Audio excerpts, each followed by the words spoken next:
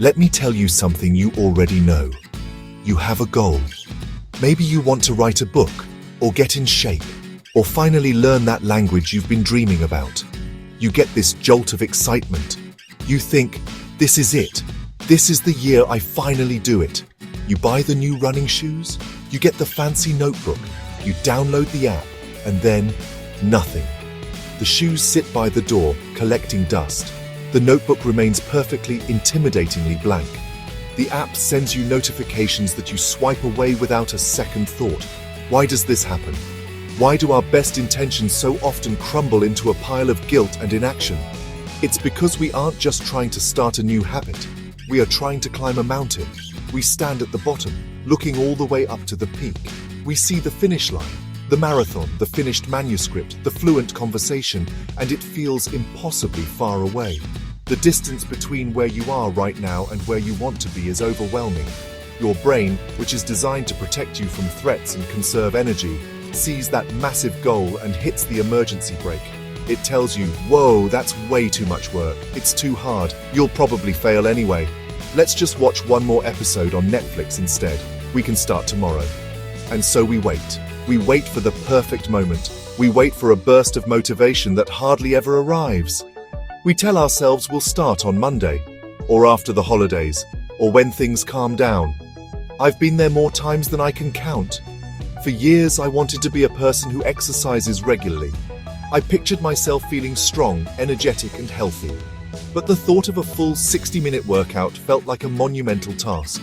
I'd wake up, think about changing into gym clothes, driving to the gym, doing the workout, showering, and driving back. The sheer number of steps involved was exhausting before I even moved a muscle. My brain would immediately list all the reasons why today wasn't the day. I was too tired. I was too busy. It was raining. The excuses were endless, and they were all rooted in one simple fact. The task felt too big to even begin. The truth is, starting is the point of maximum friction. It's the moment of greatest resistance. Think about a rocket launching into space. It uses more fuel in the first few minutes of liftoff than it does for the rest of its entire journey. Getting off the ground is the hardest part. The same is true for our habits. The mental energy it takes to convince yourself to put on your running shoes and walk out the door is often greater than the energy it takes to run the first mile. We focus so much on the finish line that we paralyze ourselves at the starting line. But what if you could change the game? What if you could make starting so easy, so simple, that your brain couldn't say no? This is where the 2-minute rule comes in, and trust me, it's a game changer. I didn't invent it, but I live by it because it works. The rule is incredibly simple. When you start a new habit, it should take less than 2 minutes to do. That's it. You aren't trying to achieve your massive goal in one go. You aren't even trying to do a proper version of the habit. Your only goal is to show up and start.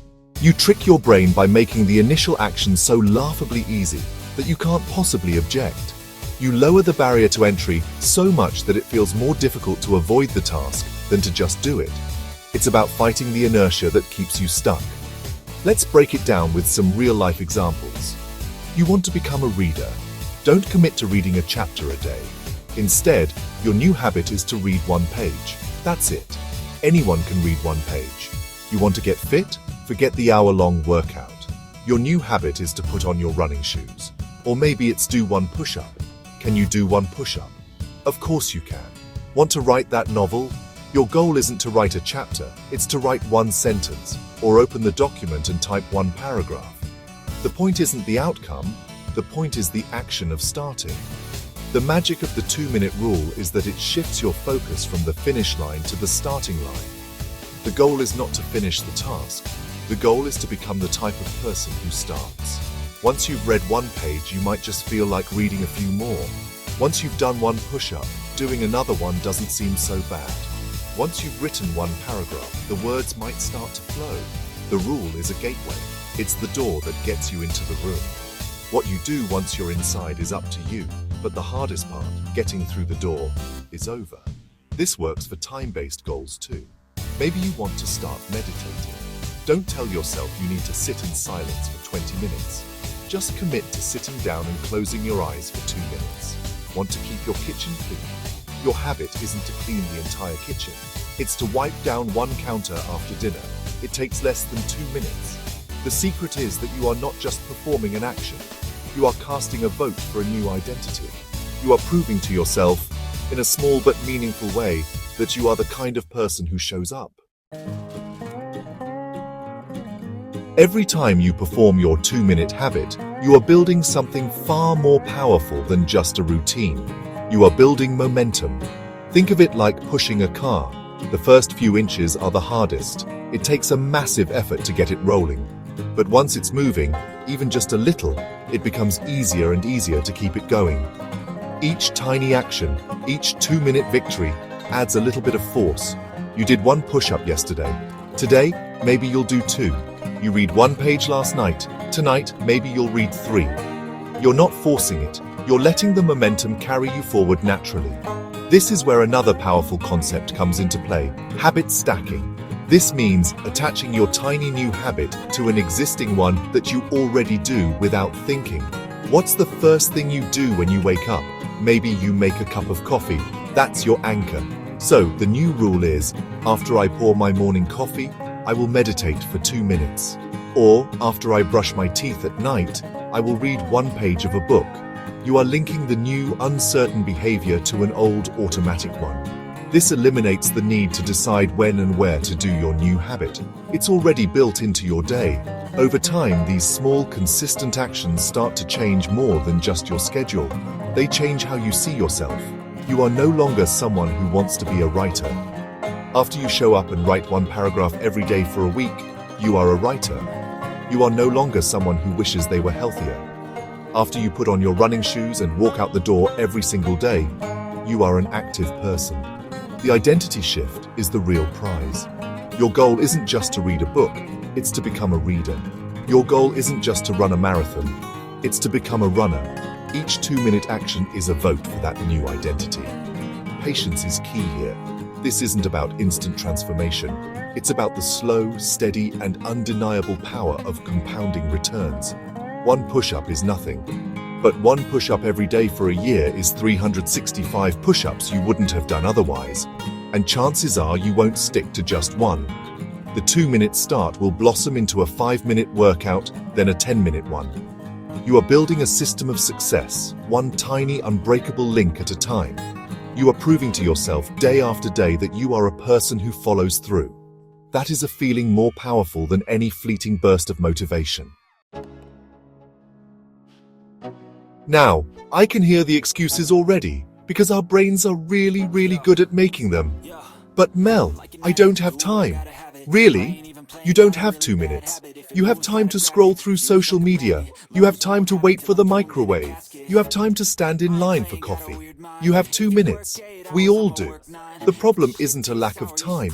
It's a feeling of being overwhelmed by the size of the goal. The 2-minute rule solves that. It's not about finding time for a 1-hour workout. It's about finding 120 seconds to put on your shoes. You can do that. Another common excuse is a lack of motivation. I just don't feel like it. Here's a secret. Motivation is a myth. It's a fickle, unreliable emotion that comes and goes.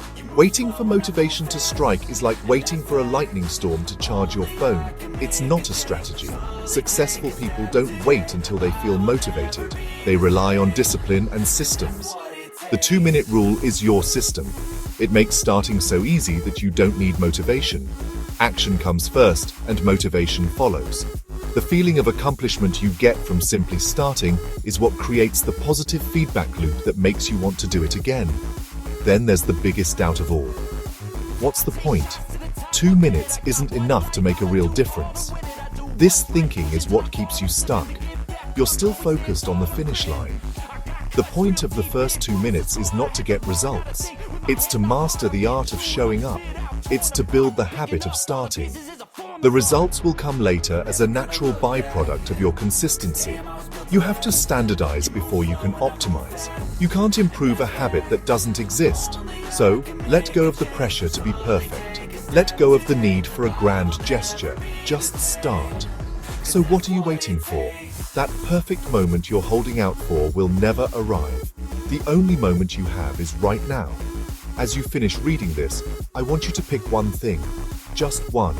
What is the 2-minute version of a habit you want to build? Do you want to be more mindful? Set a timer and breathe for 2 minutes. Right now. Do you want a tidier home? Get up and put one thing back where it belongs. It's that simple. Take your first step. It doesn't have to be a giant leap. It just has to be in the right direction. Start small, start now, and watch your life change.